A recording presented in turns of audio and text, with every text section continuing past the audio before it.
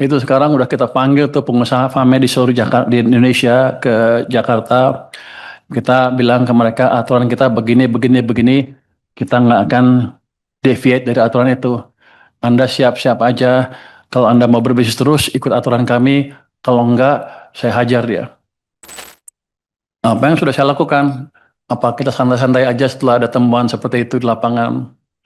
Jadi sekarang kita sedang revamp itu bea cukai kita, termasuk seluruh sistem IT-nya. Kita punya Simbara yang terdiri dari berbagai komponen kan, dari ESDM ada sistemnya, dari bea cukai, dari pajak ada sistemnya semua. Cuman sekarang ngakunya terintegrasi, tapi belum terintegrasi betul. Saya sudah buat tim 10 ya di LNSW, Lembaga Nasional Single Window, untuk memperbaiki itu dari waktu ke waktu. Dan mereka laporan saya sekarang setiap minggu. Progresnya seperti apa?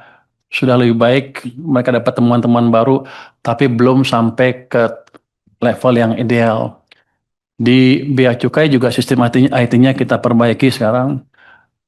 Kita udah beli scanner-scanner baru ditaruh di Jakarta, di Pelabuhan Tanjung Perak ya, Surabaya, Surabaya, di Semarang bukan di Semarang, Belawan. Belawan juga udah kita ganti. Tapi biasanya di sana kan scanning di sana aja udah. Saya mau tarik begitu di scanning dapat gambarnya, dapat langsung ke pusat. Jadi pusat bisa melihat langsung barangnya apa. Dan ada langkah lagi biasanya sih kalau udah dideteksi di lapangan, dikasih, ditanya harganya berapa, apa pas nggak harganya segala macam. Biasanya di lokasinya di sana di tempatnya di Tanjung Perak atau di Semarang atau di Belawan. Sekarang kita akan tarik ke Jakarta di mana yang memutuskan hanya Jakarta sehingga daerah nggak bisa main-main lagi. Itu sistemnya sedang kita kembangkan. Mungkin Maret tahun depan sudah berjalan dengan penuh. Jadi kita keluarkan cukup banyak sumber daya untuk memastikan itu berjalan.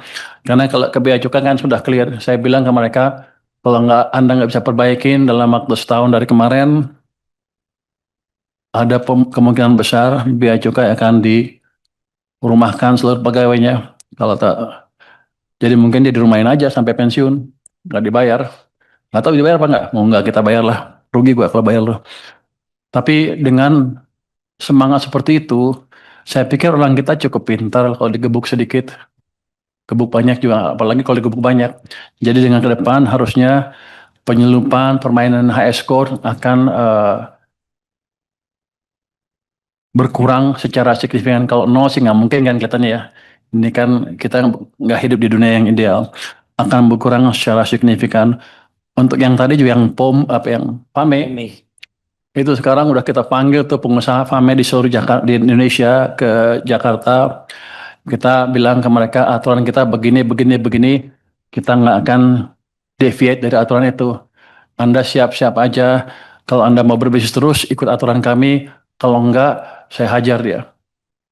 Jadi setiap ada pelanggaran-pelanggaran itu, kami dapat namanya, termasuk yang sibuk-sibuk, yang ribut-ribut di Medsos. medsos tentang Bapres. Kami dapat namanya, kami investigasi pajaknya seperti apa. Ternyata banyak dari mereka nggak bayar pajak.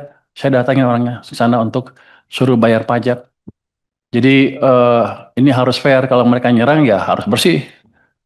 Kalau mereka nyerang-nyerang aja untuk menghindari menutupi kejahatannya, saya hajar dari pajak. Itu ternyata boleh saya main di pajak. Emang nggak bayar pajak. SPT-nya 0000 selama 5 tahun berturut-turut berarti nggak bayar pajak. Ada yang selalu nihil padahal punya gudang banyak sekali.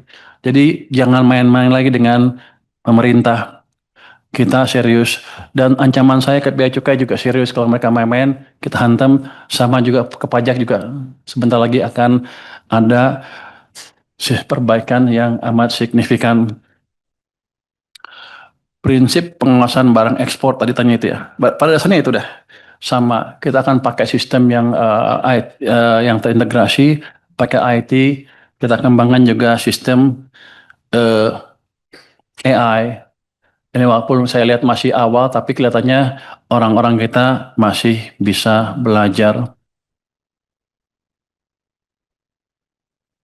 Kalau dampak ke tadi, gimana kalau nggak berhasil? Ya nggak dapat duit. Kalau berhasil ya positif. Jadi gamenya, expected gamenya positif nih sekarang. Jadi karena sebelumnya belum ada.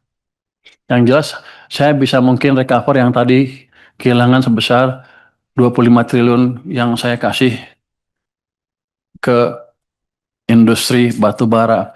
Rupanya industri batu bara cukup canggih sehingga mereka bisa melobi pemerintah pada waktu itu, kalau undang-undang dan DPR, sehingga hal ini bisa lolos. Mungkin waktu itu pemerintah kurang bisa berhitung, ya. Jadi kita dirugikan sebesar itu dan aneh. Jadi ke depan akan seperti itu.